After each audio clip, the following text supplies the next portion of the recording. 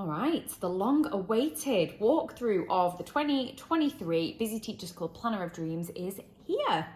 So I'm going to start off by saying that the covers on these planners are extremely durable. That's not a mistake. You know, we spent a long time choosing just the right kind of board that would be laminated with anti-scuff laminate. We know that this planner is going to have to last you the entire year. And so we want that front cover to be beautiful, yes, but we want it to be durable also, which it definitely is.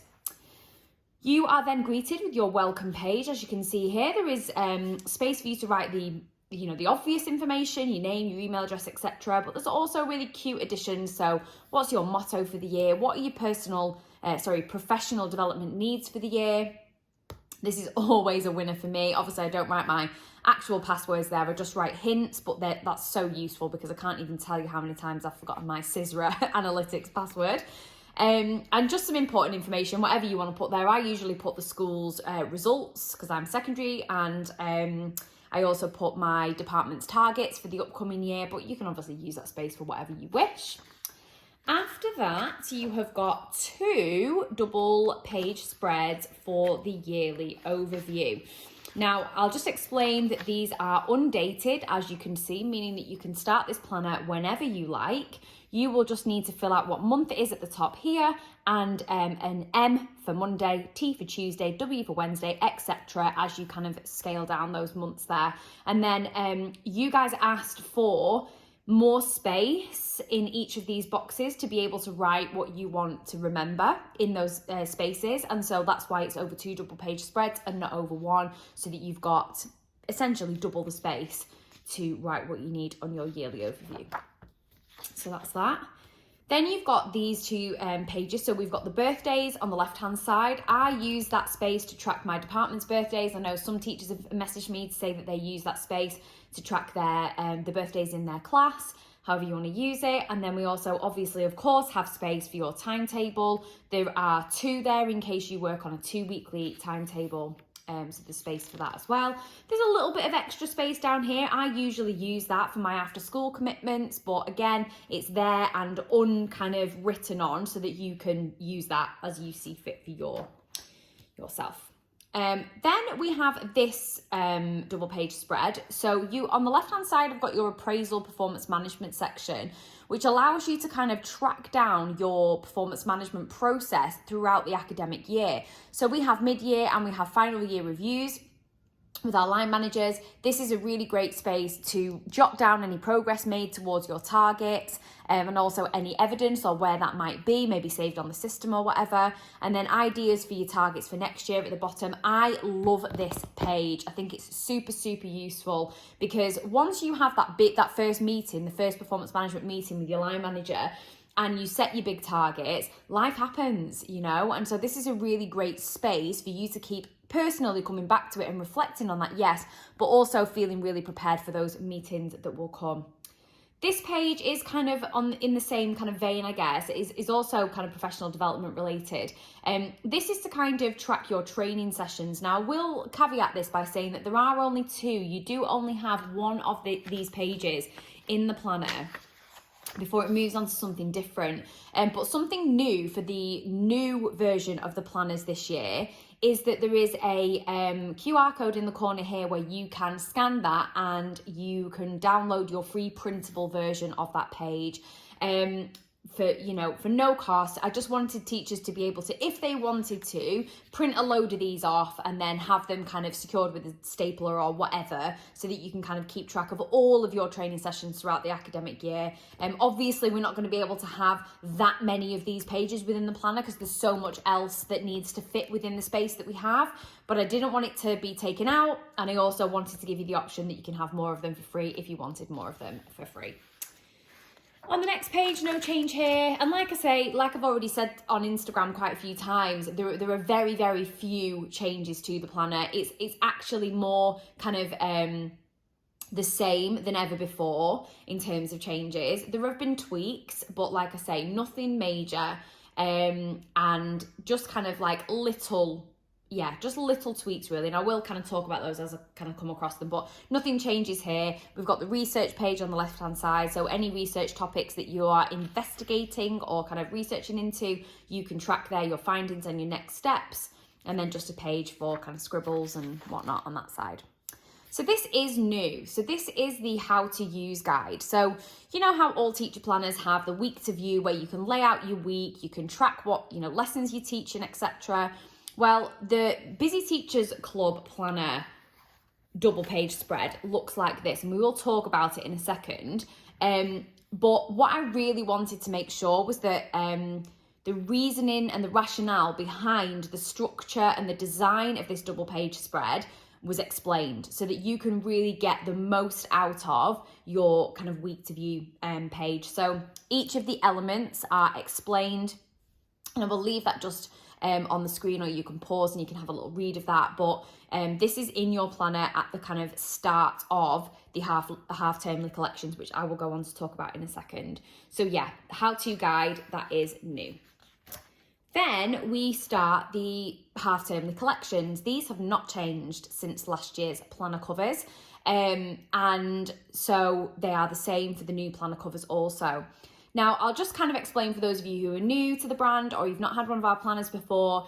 I have been a teacher for 13 years, and when I used to buy my teacher planners, I used to feel super overwhelmed at the number of the kind of square pages where you track your weeks. It was page after page after page after page after page. Super overwhelming to have, for me, to have the same page duplicated that many times over a super long stretch. Just kind of made the academic year feel really unmanageable. And so one of the things I was really passionate about in terms of the design of the Busy Teachers Club Planner of Dreams was having half-termly collections. I wanted to break it down. I wanted to support teachers, and I wanted to break it down into manageable chunks, manageable inspirational chunks, so that you can really see the kind of light at the end of the tunnel at the end of each half term and prepare for the one to come.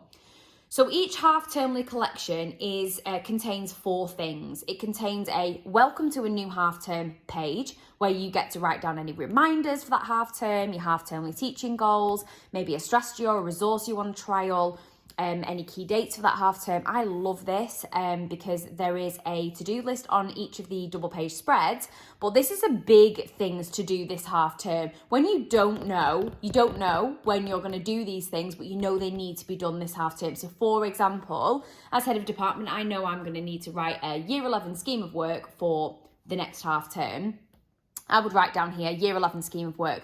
What that allows me to do when I am writing my weekly to-do list, it allows me to think, okay, let me go back to my big things to-do list and see, is it realistic for me to do any of those things this week? If not, I'm not going to write it on, and I'm just going to keep it on my big things to-do list. What I was doing before this planner is I was writing things on, crossing them off, writing them on the next week, crossing them off, writing them on the next week, crossing them off, writing them on the next week. And it made me feel like I was not achieving when really I just didn't know when I was going to do those things. I know they needed to be done, so here's a space to track that. But it's also an opportunity each week for you to revisit this big things to do, this half-term list, and think, right, this week, what's manageable? And if the answer is nothing, that's where they stay. And again, it just supports teachers with managing workload and prioritising.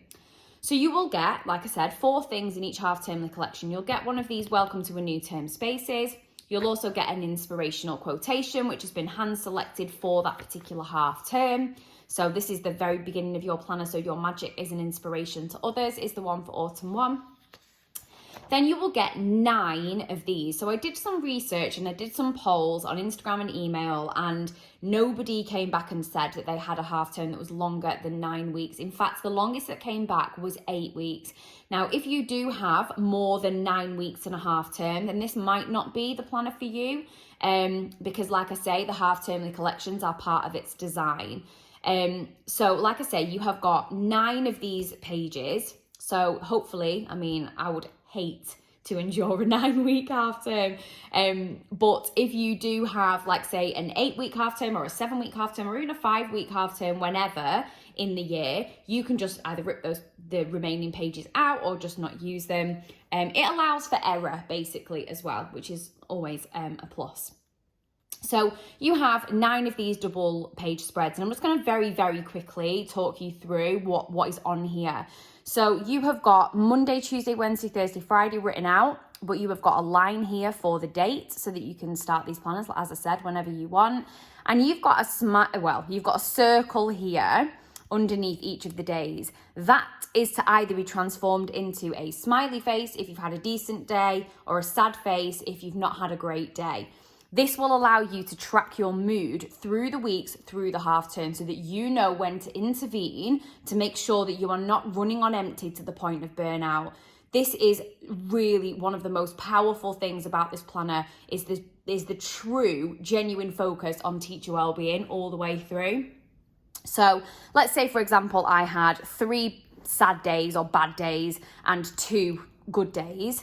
Then I would track that here. So I'd put 2 here, and I'd put 3 here. And my balance is off. I've had more bad days that week than good days. So I'm going to visit the mindfulness section, which I will talk you through later on. And I will do something about it. I'll put an action plan in place. I'll reflect on why it was a tricky week. Because if we don't do that, what happens is it builds over time and the weeks just get harder and we're not sure why, when it's really simple to just track what kind of a day you've had so that you can, put things in place for yourself to have a brighter week the following week. That's further reinforced by these rosy glow moments. You might have had 5 not so great days, 5 sad faces, but there is always room to write down 2 rosy glow moments of that week. It might be an interaction with a colleague, if not with a student. It might be that you planned a lesson that you were really proud of. It might be that you attended a training that was quite inspiring. Whatever it was, just something that gave you even just a second of peace or joy or some kind of happy emotion. We write it down here because it's also really easy to forget those things and focus on the negatives, focus on what we're finding difficult. Space here for reminders, space here for a weekly affirmation or a weekly goal if you'd prefer to go down that road. And this was requested actually last year for us to put in, and it's been super useful for people from the polls that I've done from last year's planners, is a homework box so that you can write down what homework to set or what you're collecting in. It's just a space for you to do whatever you want homework related there. And then of course we've got our infamous weekly to-do list, which has been categorized into important and other to allow you to prioritize effectively and to also not overwhelm yourself with the million things that we know that we do have to do as teachers. They don't all have to be done at the same time. They don't all have to be done within that week. What I do is I try to have no more than 5 really in this kind of important section, and that's my focus, that's my priority. Anything else that's in the other, I'm not that bothered in kind of putting that over onto the next week if I've not had time to do it, because I know that's only if I have time, that's only if I get a little bit of extra capacity, or it's only if, I don't get pulled for cover or whatever it is. I am only focusing on here. I'm only focusing on what my priorities are for the week. It just really does reduce that level of overwhelm that we can feel sometimes with our to-do list that seemingly never end. So as I say, each half-termly collection comes with 4 things. You've got the welcome to the half-term where you set your stall out. You've got your inspirational quote. You have got 9 of these double-page spreads. And then at the end of those 9 pages, you will have this page here, which allows you to reflect on that half-term and look forward to next. What went well? What issues arose? What could have been done differently? And inevitably, we will have some things that are still to do. And so let's write them there. Then you've got the same thing again. Welcome to a new half term. And that repeats itself 6 times for the 6 half terms that we have within our academic year as teachers. So let me flip all the way to the end of the half termly collections where we have a yearly reflection. This is a super important part of the planner again, because it allows us to reflect on our key standout moment, the lessons that we learned along the way, achievements that we're really proud of, and then also to reflect on what professional development needs we have to take into the next academic year. And so it really does tie off a really reflective year with this kind of overview so that we know kind of like what we're moving into the following year with. So as I mentioned earlier, when you're filling in your week to view and you're tracking your smiley or your sad faces, whatever kind of a day you've had, if your balance is off and you've had more bad days than good days, then you are encouraged to visit the mindfulness section. So the mindfulness section is an opportunity for you to reflect on what went wrong or what challenges you faced and how you're feeling, reflecting on that, and also give you an opportunity to action plan for the following week to allow for a brighter time. So you have got a number of these pages in the planner, okay? And these pages are super powerful. I actually designed these based on conversations that I would have with my work bestie. I know not everybody has a super supportive network within school, and so I structured this so that you could independently go through this and it be a self-reflective journey if you don't have that person to talk to, but equally it could also be something that you do with somebody that you do trust and that you do want to share your challenges with. So we start with the worry balloon, where you write down all your worries in the balloon, all your kind of intrusive thoughts in there, or, you know, just things that have really been getting you down that week. And then once you've talked them through, or you have thought them through, if you're doing this by yourself, then you can cross them out and then just kind of write here a new positive thought in the space below. So once you've reflected, you've gained some perspective, you might even need to take a bit of time away to really kind of truly reflect on what you've put in the worry balloon before you do this. I'm not suggesting that this has to be done in one sitting by any stretch, but it's there for you to kind of gain some perspective, support you with gaining perspective.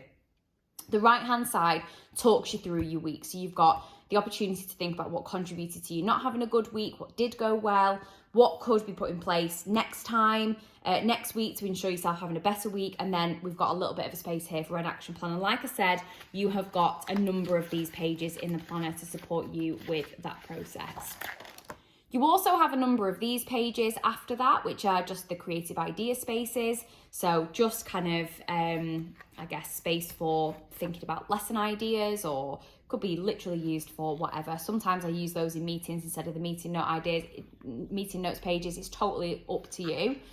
This is a new addition actually this year. In the new covers for the planners, we have the lesson planner pages. So you only have 2 of these, but again, I've included a useful QR code here for you to download a free printable version of these pages that you can just kind of keep printing out and using as you see fit. You then have a number of these pages, so project planning pages that take you through every step of the project from start to finish, from rationale to reflection, and everything in between. So they're super useful for your projects. You also have marking analysis pages. I love, love, love these. At the minute, I think we've actually only got about 10 of these as tear off pads left. We're not going to be restocking them. So if you do want a marking analysis pad, so these pages, but as a tear off pad, then act quick. I will put the link in the link is already in my bio, but I'll also put it in the caption for this video as well, if you wanted to head to the shop and get one of those. Otherwise, there is again the free printable version there that you can get, the black and white version. The tear off pad is colour, this is black and white, and you can download a free printable version by using that QR code. Again, that's new in the new cover planners. So these pages allow you to, when you're marking, thinking about what common misconceptions or areas for development are coming out, how you're going to address that in lessons, common SPAG errors, and then it kind of has an opportunity here for a student log. So who needs support, who needs praise, if you've got a good example that could be shared, you know, who didn't complete it and needs to catch up. Super, super useful. I use these literally all the time. I have my marking analysis pad with me every time I mark a set of books. Okay, so that's that. And then we have these pages here. So you asked for more of these. In the new covers of the planners, you do have more of these. Okay, so there are more this year than there were last year for last year's covers. And then you also asked for more of these, which are the meeting notes pages. People found super useful. So again, this year, new covers, you will have more of these pages than in last year's planner. These are great because they allow you to have a meeting focus, space for you to write notes, but then action points from that meeting. Are you going to have a follow-up meeting? What's the date for that? So it just allows you, again, to just be really super organized. And then the planner ends with just some simple lined pages, and a page at the back with some information on you know, what other kind of supportive resources, courses, memberships, etc. that we offer as a business. Now this planner, because it's a demo, doesn't have it in, but it will also have a back pocket and it will also have a bookmark. So those are two other things that you can expect from the planner. The back of the planner is exactly the same as the front. So it is thick quality board, laminated with anti-scuff laminate for durability. So, I mean, I know I'm biased because I designed it, but I truly have never had a planner like it. The comments that I've received from thousands of people who have bought these over the last 3 years have been phenomenal. A planner that encourages you to prioritize your well-being as well as keeping you super organized. What's not to love? If you've got any questions, then just either drop me a comment or you can send me a DM or an email and I'll get back to you. I will just say that the pre-sale ends at the end of April. If you order your planner within the pre-sale period, so before the end of April, you will receive a free gift worth up to £12, and you will also guarantee that you will receive one. Once the pre-order has ended, stock will not be replenished, and so if you order after that point and there is no stock of a certain cover that you want, then unfortunately you won't be able to get one. So this really is kind of, you know, the time to buy if you're definitely wanting one for next academic year. Okay, well, thanks for watching and let me know if you've got any questions.